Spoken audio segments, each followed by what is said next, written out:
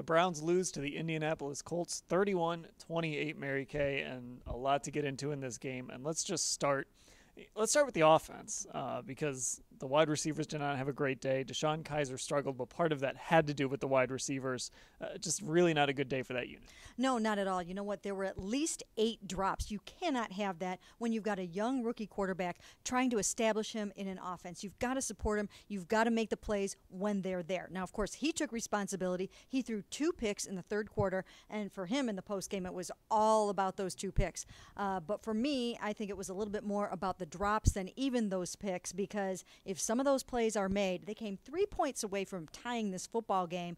You make a few of those plays and who knows what can happen. Yeah, and of course, when you have a rookie quarterback who's still a little bit raw, you've got to get support from that receiving core. You know, Kenny Britt had some drops. Ricardo Lewis, who was supposed to be a key player on this receiving group, he had some drops. You're already missing Corey Coleman. These guys have to step up and make plays. Yeah, you know what the problem is, Dan? They really just don't have the kind of talent on the receiving core that they really need. Now, maybe they'll get better as the season goes along, but you're not really looking out there and seeing a T.Y. Hilton. You're not looking out there and seeing an A.J. Green. Again, you said that they're without Corey Coleman, but they just don't have the horses that they need at that position. Now, defensively, the Indianapolis Colts came into this game having scored 22 points the entire season.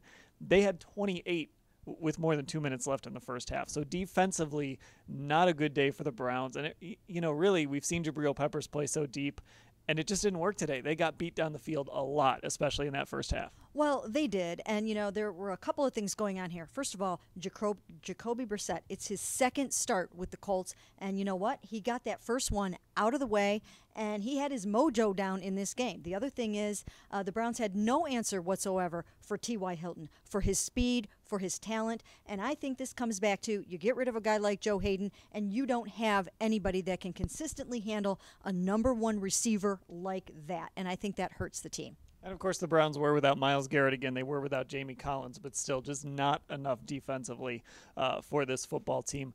The comeback at the end to make this a 3-point game, was that the Browns playing well, or was that the Colts just being the Colts, who were, of course, winless coming into this game? You know what? I think that you have to give credit to DeShone Kizer for producing 2 touchdowns in the fourth quarter. Here he is, dire straits. People are dropping passes. They had 3 or 4 offensive pass interference calls, lots of adversity that he had to overcome in a loud stadium. And he comes back in the fourth quarter, throws a touchdown pass to Kenny Britt with 6:56 left, and then comes back and rushes for another touchdown to pull within 31-28, and I think he gets a lot of credit for the comeback. It was good to see some fight from this team, especially to try and avoid going 0-3, but now they are 0-3, losers to the Indianapolis Colts, as I said, 31-28. It's on to Cincinnati next week. Mary Kay, Cabot, and I will have full coverage of today at cleveland.com/Browns.